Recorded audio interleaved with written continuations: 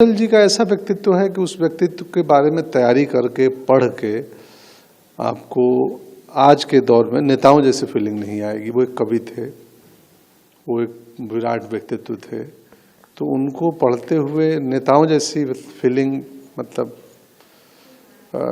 आपने कहा इसलिए बता रहा हूँ। वो अद्भुत व्यक्तित्व थे और उनके व्यक्तित्व को पढ़ के जान के और मैं धनी हुआ हूँ, समृद्ध हुआ हूँ, सोच का स्तर बदला है। तो क्या हम भविष्य में आपके मुझ से कविताएं सुन पाएंगे?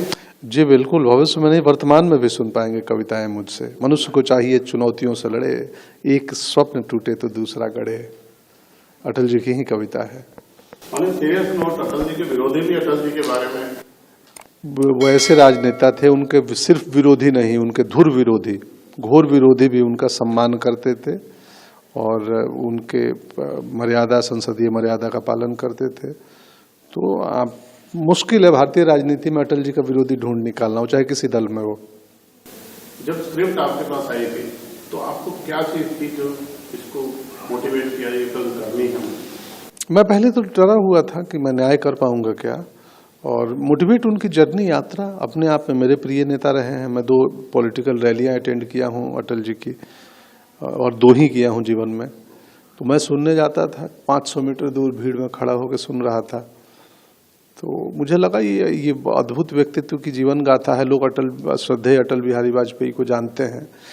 हम बटेश्वर का वो लड़का जो अटल बिहारी वाजपेयी बना, उसकी कहानी लेके आए हैं। 5 to 6 मंथ का पूरा प्रोसेस था ये, बिकॉज कोई भी एक सीन अगर लिखते थे तो उस एक सीन लिखने के लिए भी हमको काफ़ी सारी तैयारी करनी पड़ती थी कि उस सीन के टाइम क्या हुआ था, उस घटना के टाइम, उसके पहले क्या हुआ था, उसके बाद में क्या हुआ, उस पर्टिकुलर सीन में कौन कौन थे आजू बाजू में, उनका क्या पॉइंट ऑफ व्यू था। तो क्या होता है ना कि रिटर्न स्क्रिप्ट में जो लिखा होता है उसके आगे जाके बहुत सारी तैयारी करनी पड़ती। वो टाइम क्या था, वो पीरियड क्या था, उस जमाने में कौन सी राजनीतिक पार्टी थी, विचारधारा क्या थी, उस जमाने में लोग क्या चाहते थे।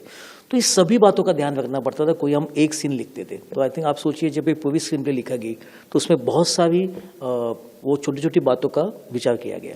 आपको नटरंग जैसी आपने सुपर हिट फिल्म बनाई मराठी, तो ये हिंदी फिल्म आप बनाएंगे जो एक बार किसी एरिया में सफल हो जाए, वो आदमी सोचता मैं इस लाइन को ना छोड़ू, ये लीक मेरी हो गई। कैसे अटल जी का सब्जेक्ट कैसे आया आपके पास? एक्चुअली वो पूरा क्रेडिट मेरे निर्माताओं को है बेसिकली। BSL, मैं उनका फुल फॉर्म उनका भानुशाली स्टूडियो लिमिटेड है, मैं आजकल भारत स्टूडियो लिमिटेड बोलता हूँ, बिकॉज ऐसी एक फिल्म कर रहे हो। लेकिन मैं बंदा था उन्होंने जो फिल्म की थी, उसके बाद में उन्होंने जो मुझको कहा कि हम चाहते कि आप ये फिल्म डायरेक्ट करें, तो मुझे बहुत खुशी हुई, बिकॉज मैं भी ऐसे कुछ ढूंढ रहा था जो मुझे करने मिले।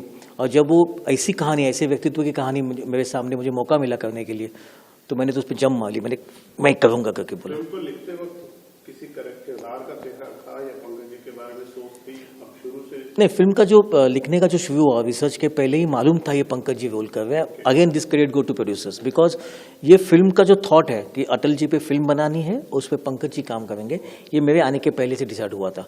तो मैं ऐसे टाइम पे आया जो ये 2 सबसे बड़े काम हुए थे।